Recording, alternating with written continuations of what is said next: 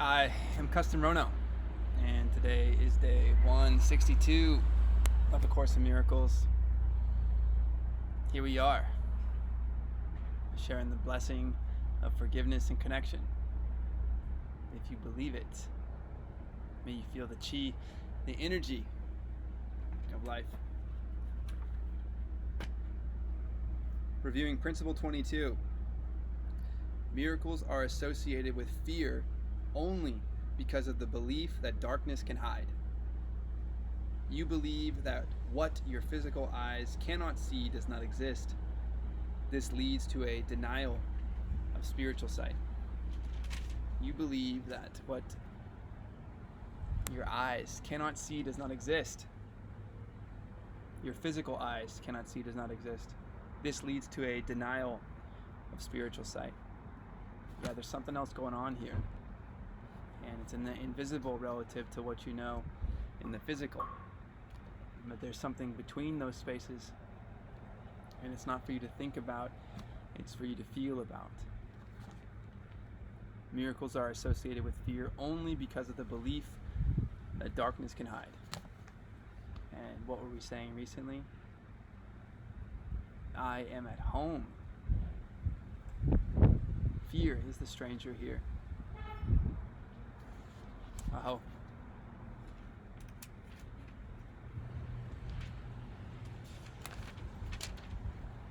Give me your blessing, Holy Son of God, you physical, you spiritual.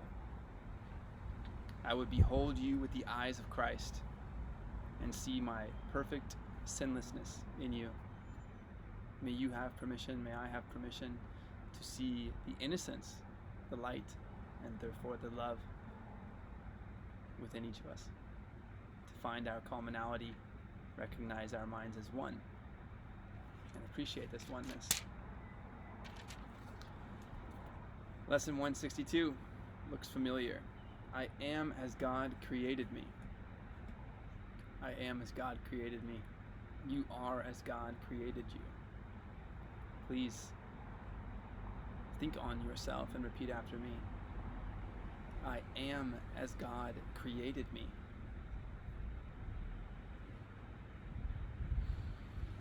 If you choose to believe in an idea like God, which I hope you do, or you are only physical and death is your savior,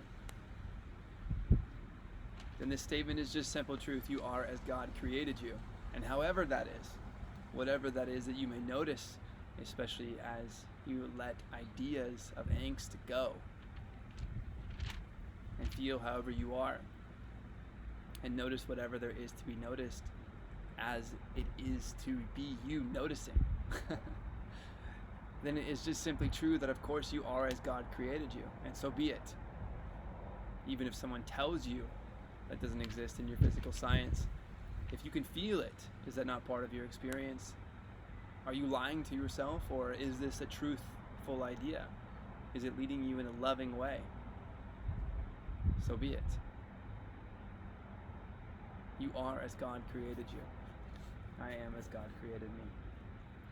This single thought, held firmly in the mind, would save the world. From time to time, we will repeat it as we reach another stage in learning. It will mean far more to you as you advance. These words are sacred, for they are the words God gave in answer to the world you made. By them it disappears, and all things seen within its misty clouds and vaporous illusions vanish as these words are spoken, for they come from God. It is impossible to see two worlds. If you hold any idea that you believe must be true up to the truth, only the truth will be reflected. Everything else evaporates. There's simply a cloud of emotion left to be felt. What is our 3-step process that only requires 2 steps? To feel how we feel after we've held these ideas to the reflection of truth in its constancy, in its absolute completeness. To let it go. And then what? Just notice whatever is there. There's nothing to be done but to simply listen. Here is the word by which the Son became his Father's happiness, his love, and his completion. Here, creation is proclaimed and honored as it is. There is no dream these words will not dispel, no thought of sin and no illusion which the dream contains that will not fade away before their might. They are the trumpet of awakening that sounds around the world. The dead awake in answer to its call, and those who live and hear this sound will never look on death. You might say, but I see death everywhere. Are you so sure? And are you seeing yourself in the infinite as the version of you that could be piloting yourself in the physical narrow scope, remembering whatever it is that you must know beyond time, if time is where the learning is done, because this is where you have experiences? Why is it that what it is to be you and to notice never ages? Do you really believe that you're up against something that you must defend yourself from? Do you really believe that love doesn't provide for you? Can you imagine your life without a unit of time, but instead an idea of timing? What do I mean? I mean, you were born, and let's go out on a limb here and say you don't remember it. So you were brought into the physical with no memory of what it was like to be brought into the physical. Probably. And you will die at a time that you cannot see coming. Perhaps you can prove me wrong by taking your own life, but I would tell you that is a time in the future which you could not see coming. When exactly? Now you could try to plan it to the T. Would you really be proving me right? Or would you simply be stepping into the exact idea I'm attempting to explain, which is that you were born without recollection, and you will die at a time with beyond your knowing. And the time in between is simply just your timing. Not in years, not in decades, not in seconds.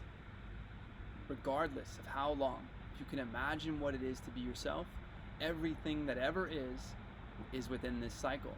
And we can give ourselves over to fear, as if that will help us prepare for some inevitable thing that we cannot see coming, that we cannot explain why we are here.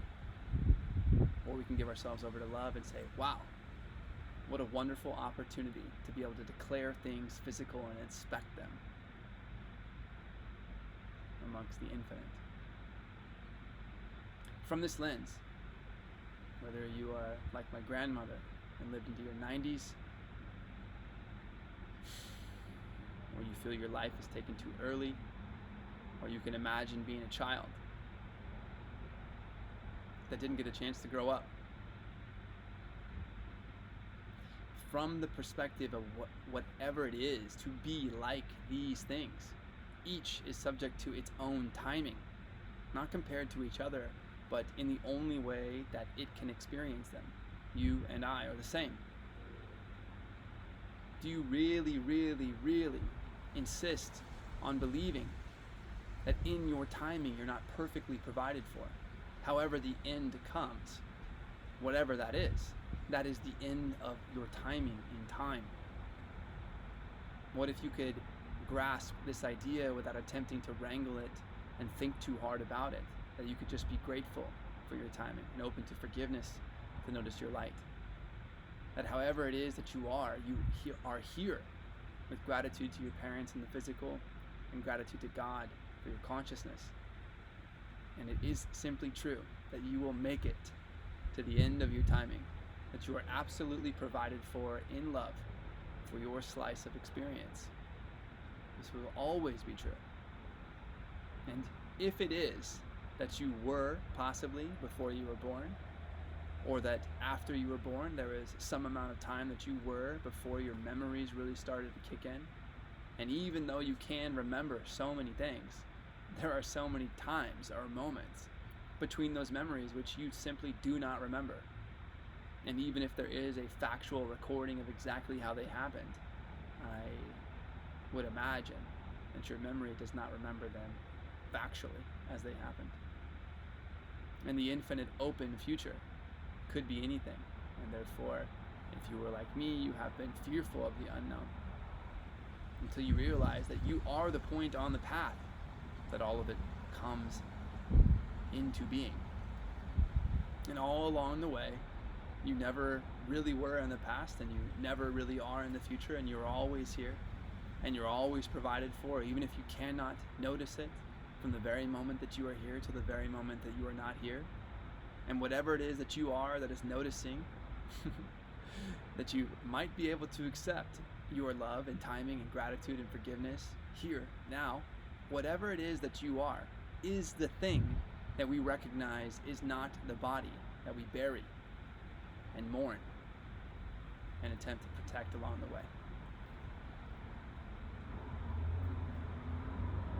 Perhaps it is true that you are simply as God created you, and this idea offers you permission to be able to see life deeply in true meaning, rather than insisting you know best in the physical. Now you recognize whatever is there in the invisible, and let fear go. Holy indeed is he who makes these words his own, arising with them in his mind, recalling them throughout the day. At night, bringing them with him as he goes to sleep. His dreams are happy and his rest secure, his safety certain, and his body healed, because he sleeps and wakens with the truth before him always. He will save the world, because he gives the world what he receives each time he practices the words of truth. Today we practice simply, for the words we use are mighty, and they need no thoughts beyond themselves to change the mind of him who uses them. So wholly is it changed that it is now the treasury in which God places all his gifts and all his love to be distributed to all the world, increased in giving, kept complete because its sharing is unlimited, the infinite. And thus you learn to think with God, one mind with God, that your thoughts are his and his thoughts are yours. We honor you today. Yours is the right to perfect holiness you now accept. With this acceptance is salvation brought to everyone. For who could cherish sin when holiness like this has blessed the world? Who could despair when perfect joy is yours, available to all as remedy for grief and misery, all sense of loss, and for complete escape from sin and guilt? Would you really hold on to an idea of such fear once you have noticed it? No. Of course you will not. And you are noticing right now, but you don't need it any longer. Welcome, and thank you for walking with me. Thank you for leading me and lighting the way. And who would not be brother to you now? You, his Redeemer and his Savior. Who could fail to welcome you into his heart with loving invitation, eager to unite with one like him in holiness? You are as God created you. These words dispel the night, and darkness is no more. The light is come today to bless the world, for you have recognized the Son of God, and in that recognition is the world's. Let's not belabor, and let's accept. I am Kesten Rono, and I am as God created me. See you tomorrow.